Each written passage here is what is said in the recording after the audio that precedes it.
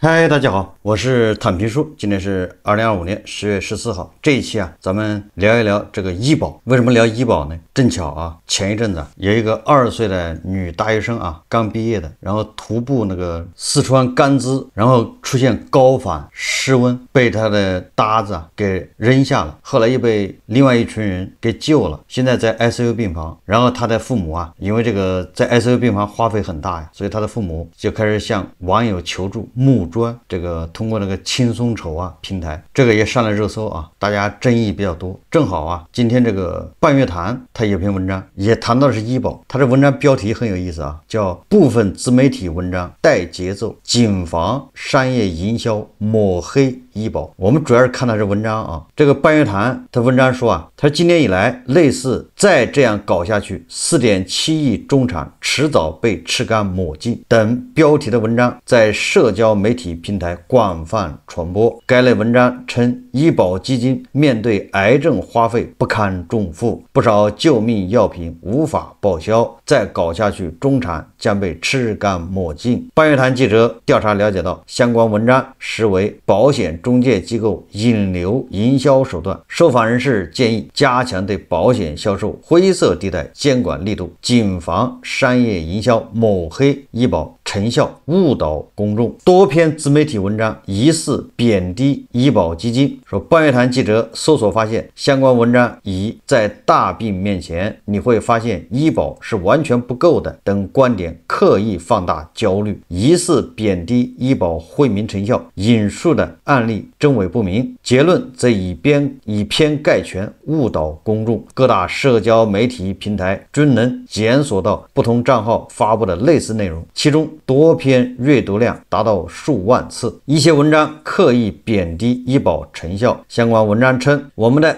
医药品分为甲乙丙3类，像大部分进口抗癌药、靶向药、新特效药都属丙类药，只能自费。半月谈记者了解到，根据国家医保局最新数据，累计已有700余种救急救命的好药、创新药等进入国家医保药品目录，其中大部分为近年来新上市、临床价值高的药品。80%的创新药能够在上市后2年内进入医保药品目录。近年来，北京、广州、上海等地还推出惠民保。南开大学卫生经济与医保研究中心发布的惠民保发展模式研究报告显示，2023年有193款惠民保产品覆盖全国30个省、自治区、直辖市，共1.68亿人次。以偏概全误导受众也是此类文章的常见做法。相关文章以确诊3期恶性淋巴瘤的杭州6岁男孩星星为例，称靶向药几乎成了他最后的救命稻草。星星爸跑到香港买艾黛拉里，一种药名一盒7万元，60粒，平均1粒1200元。你掏得出这些钱吗？掏不出，会不会卖房卖车砸锅卖铁？文章随后话锋一转，介绍起买商业保险的好处，并提供2维码为保险中介小程序引流。但半月谈记者了解到，由于上述药品尚未在内地获批上市，大多数内地商业保险根本无法报销相关费用，文内的说法极具误导性。此外，相关文章提及的案例疑似虚构。半月谈记者发现，不同文章讲述的家庭故事高度一致，疑似内容虚构。微信公众号持续力和帅帅说卡均发文写道，我有个远房亲戚，他家7岁的孩子因重感冒住院伴发重症肺炎，一查才知道原来罪魁祸首是肺肿瘤恶性，好在亲戚家还算有点家底，房子卖了300多万，唯一区别是异地治疗的地点分别为北京和上海。2篇文章均称这种情况医保报销比例更少，很快他们就捉襟见肘，四处借钱为生，好好的一个小康家庭一夜之间全毁了。也就是说，这2个博主都有个远房亲戚，生的病是一样，巧了半月谈说带节奏营销，刻意放大矛盾。半月谈记者调查发现，相关文章均为保险中介机构的引流操作。受访专家表示，相关机构利用部分公众对医保政策误解，叠加公众的现实焦虑，通过自媒体批量发文进行带节奏营销，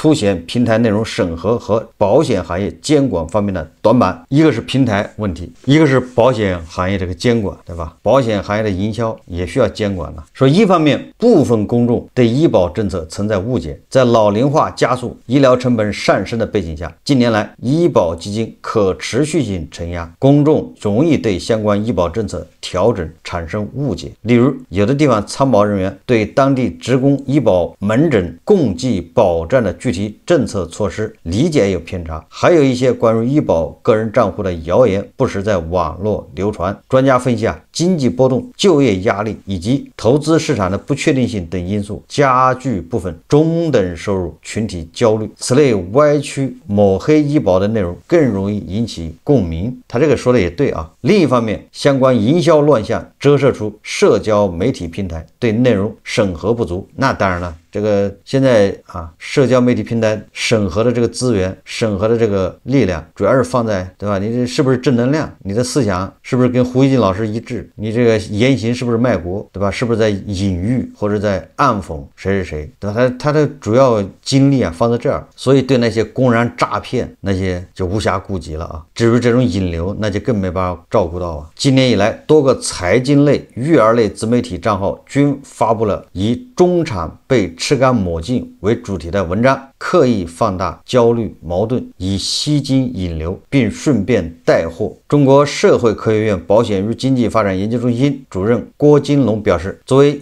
商业营销软文，相关文章内没有一处提示广告或推广的字样，对公众具有一定的迷惑性，且平台对文中耸人听闻的内容也缺乏管控审核。此外，保险销售相关监管仍有短板，如部分文章在文末以二维码的形式引流至水星保保险平台。据水星保网站介绍，该公司是北京金斧子集团旗下互联网保险服务品牌。半月谈记者扫描文末二维码进入跳转页面，关联手机号码并填写多项投保问题后，随即接到水星保销售客服电话，对方证实相关文章为该公司发布的内容，有的文章末尾是多家商业保险公司相关保险产品的介绍链接，点击即可跳转咨询。郭金龙表示，自媒体账号以嵌入二维码的形式发布软文进行商业保险宣传，并不属于一般意义上的保险销售或保险中介销售行为，这种情况较为普遍，行业监管难以充分触及。你看看监管说这个他管不到，人不够，所以只能由他野蛮生长。保险推销软文监管亟待加强，此类营销引流行为片面放大民生焦虑并抹黑医保成效，急需加以有效监管，谨防相关不实内容持续传播。对造谣诋毁医保政策行为应加以有效惩戒。业内人士建议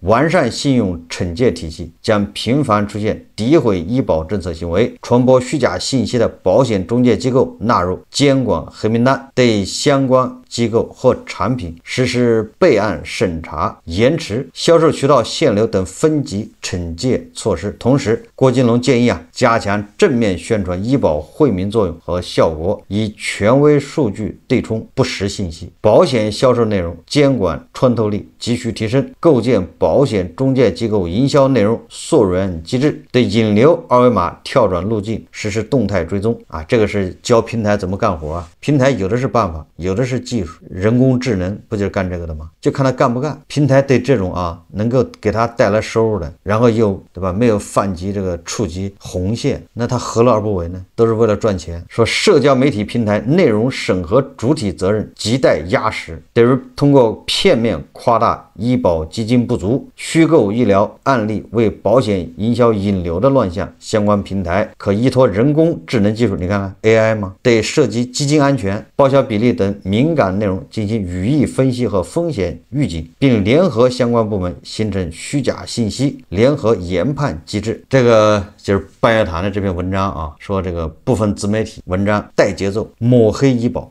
我在网上也搜了一下这个文章，就什么再这样搞下去，4.7亿中产迟早被吃干抹净。确实我搜出来几篇文章都是最后都是指向那个不是卖保险，就是那个指向那个保险那个咨询平台。文章的内容呢，确实跟那个半月谈说的一样，就是制造焦虑。但是你也不能说他文章内容都是造谣的文章内容里面说的这些什么我远房亲戚的孩子或者是个什么一个同学的妈妈遭遇大病，然后因为遭遇大病，这个各种特效药不在医保这个报销之内，那就导致这个一场病下来人没救活或者人救活了，但是也就穷了。然后就是建议对吧，你要做好全方位保护。我还看到一篇就是这个文章再这样搞下去什么什么的，后面链接的是理财让你做这种叫怎么样拥有被动收益等等吧。从这个文章的标题来看它就是制造焦虑。这个有的时候说制造焦虑这个应该不准确，对吧？有的时候它属于那种表达的是一种客观现象，但是后面引流那是实实在在的，对吧？你最后是推销。所以我来谈谈我对这个是一个看法首先打铁还需自身硬，这个医保也就不需要别人黑它吧，就没有这些自媒体文章，对吧？大家没有看到这样的这个制造焦虑，最后让你去买保险的这个文章，那你实际上对医保也是有各种各样的意见的，是吧？如果要做个问卷调查，问大家对医保有没有意见，我想这意见恐怕是五花八门呐。当然了，这个半月谈他也说了说部分公众对医保政策存在误解，这是一方面，确实公众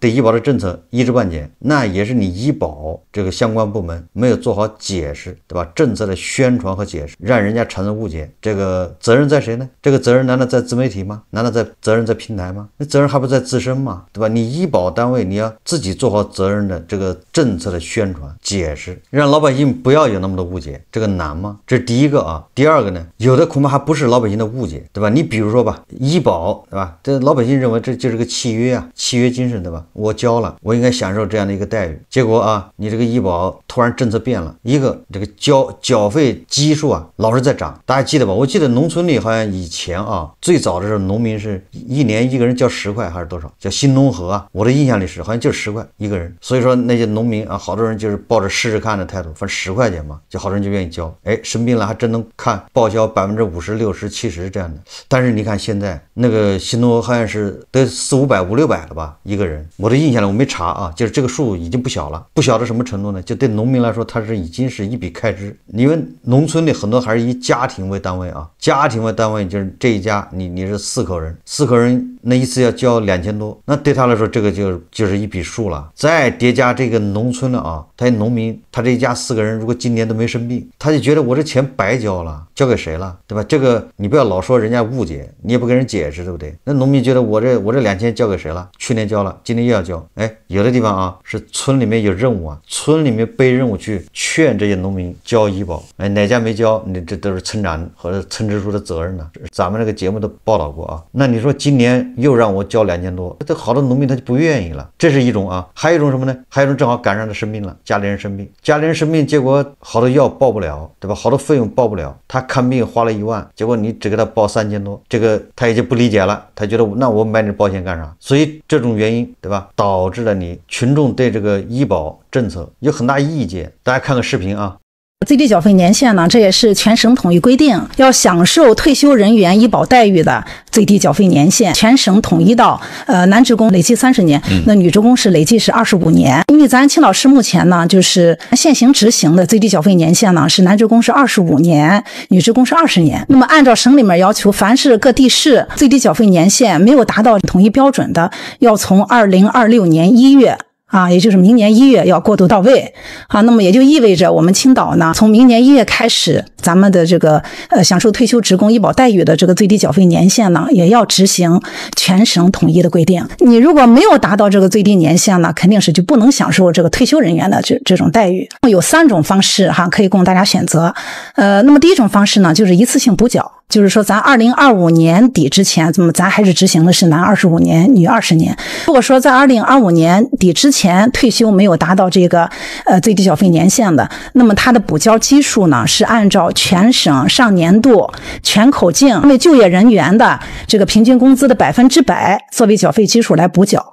那么从明年延长这个缴费年限之后呢，它的缴费基数就按照省社平工资的60%作为缴费基数，相当于在现在的基础上打了6折。那么第二种方式呢，就可以继续这个按月补缴，按照在职职工这按月补缴那么一直缴到这个最低缴费年限。那么在这个期间呢，你仍然是要按照在职职工享受医保待遇。第三种方式呢，就是说可能年限有的差的比较大，那么还可以你是参加居民保，那就不存在这个退休待遇的问题了就是你按年缴费，然后按年享受待遇。希望咱们这个广大的市民朋友能够理解支持这项政策的调。这是山东青岛对吧？山东你看人家出台的新规男性累计缴费延长至30年，女性25年，自2020年1月1日起全省统一执行。刚才说了农民从10块钱涨到现在400-500一年，基数在上涨。你这个呢，城市居民呢，缴费年限增长，本来是交25年的，现在交30年，本来交22年的，现在交25年。你跟谁打招呼了？你谁同意了？你跟这个老百姓征求意见了吗？就单方面想改就改，改完之后一公布，然后让老百姓理解体谅，那你说老百姓他能没有意见吗？对吧？你经过谁同意了？对吧？这个费用、缴费基数、缴费年限，你想改就改。完了这个农民呢，或者是居民生病，很多药又不在里面，只有你生过病你才知道，你才发现好多管用的药它不在里面，总有那么1-2款。而你一旦你要自费用这个药，那了不得了，你的治疗费用一下就上去了。你看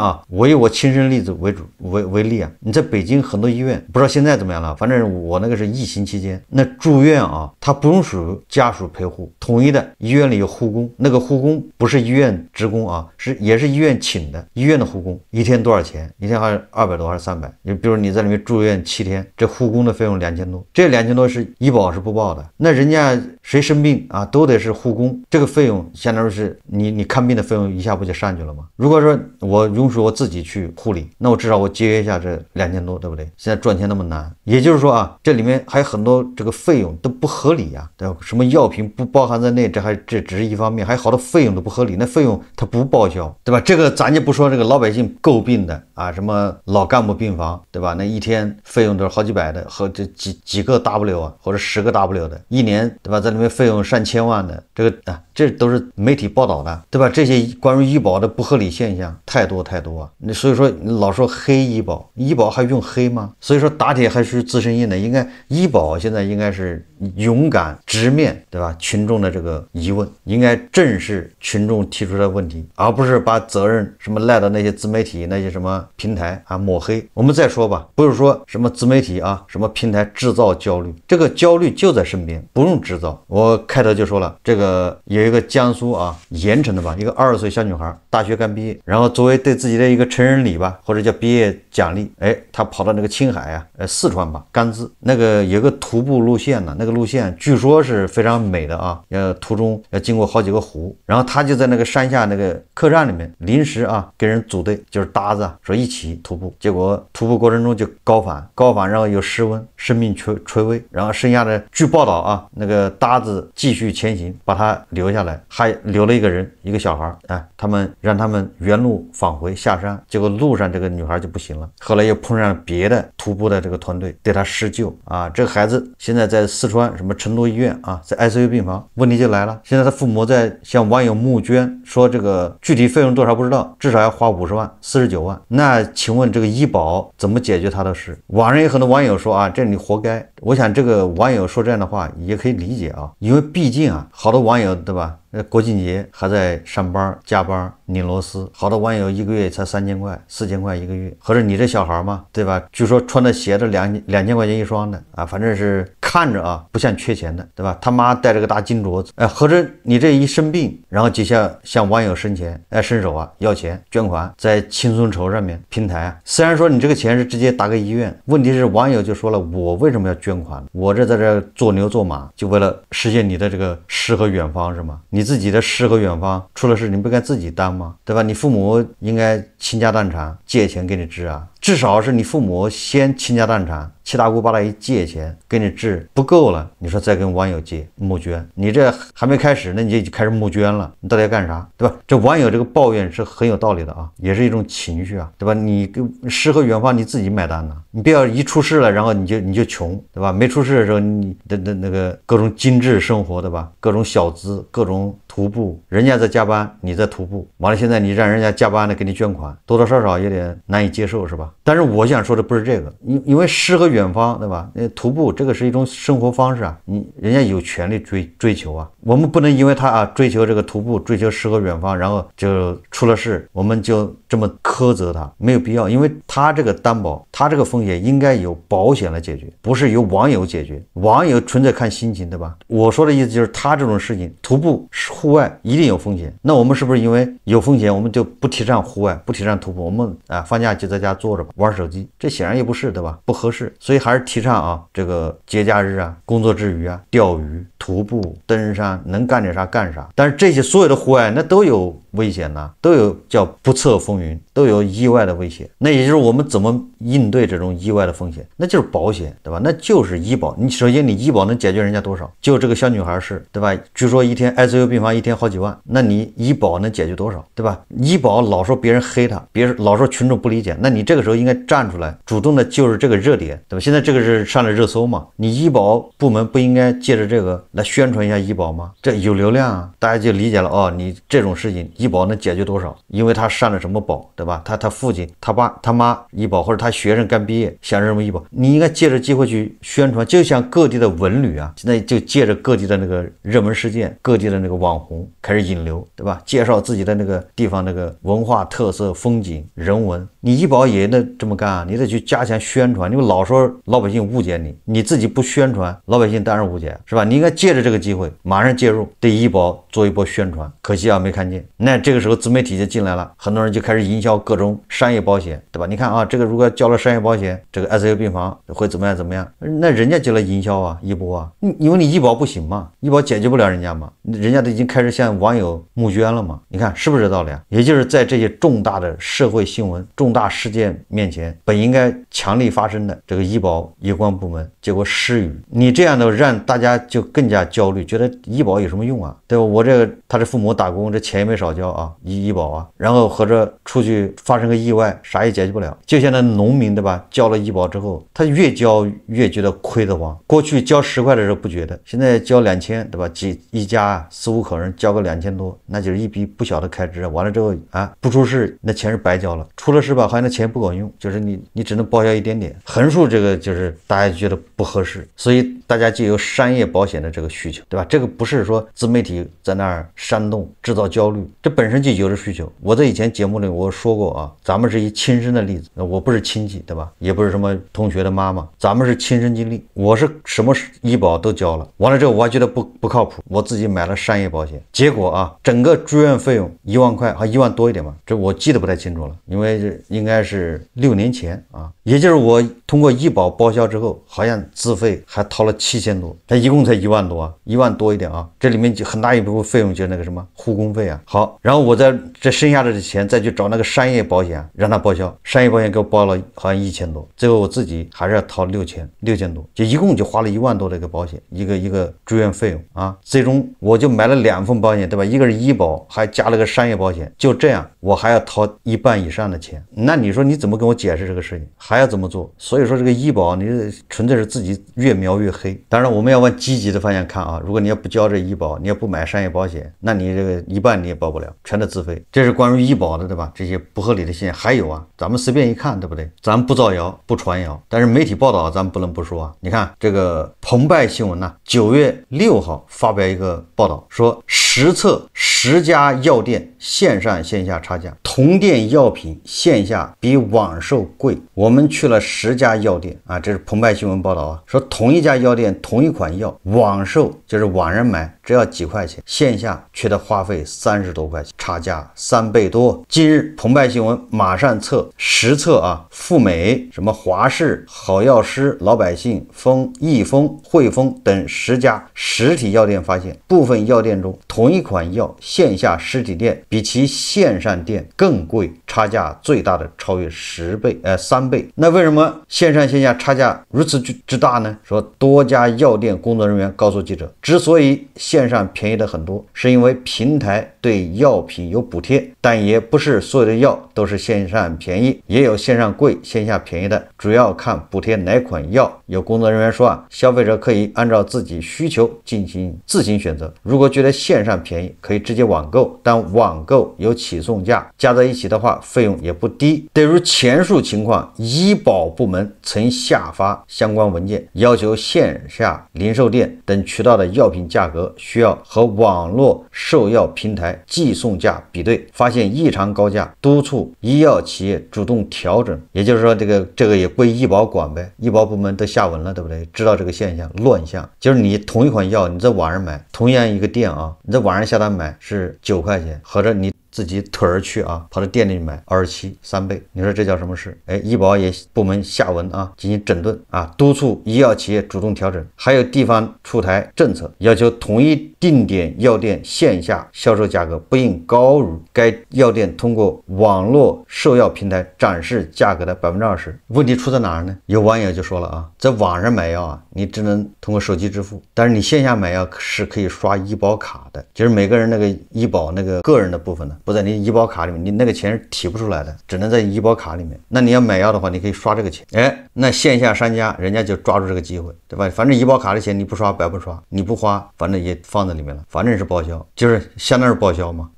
个人医保卡那个个人的钱你不能提出来，只能放在里面，只能买药。所以这个药店啊，人家就抓住这个。你在线上买你刷不了医保卡，好像是这样的啊。所以人家线下就是卖，就是这么贵，你爱买不买。你说这叫什么事？这个难道不叫医保乱象吗？所以说啊，咱们这个医保你不能老埋怨这个自媒体黑，你不就其实不黑，对吧？不抹黑你就够黑的了。咱也不说这个什么免费医疗之类的啊，对吧？不讨论这些。我们作为韭菜，希望得到一个更好的医疗服务的情况下，要这个用合理的这个费用，也就是说我们也不指望全免费治疗了，免费看病，对吧？我们愿意花点钱，但是就是说你的医疗服务水平要跟上。在这种情况下，我们愿意花点，但是这个钱一定是惠民的，对吧？就是少量的钱，象征性的，或者是就不那么离谱。免费医疗是好，对吧？也不用花钱，但是万一你看病看不上怎么办呢？排队排半年，那也不合适，对吧？所以说我们希望平衡，就是作为韭菜牛马，既有病能看得上，完了这个花的费用呢要合理。这个要求难道难吗？其实不难。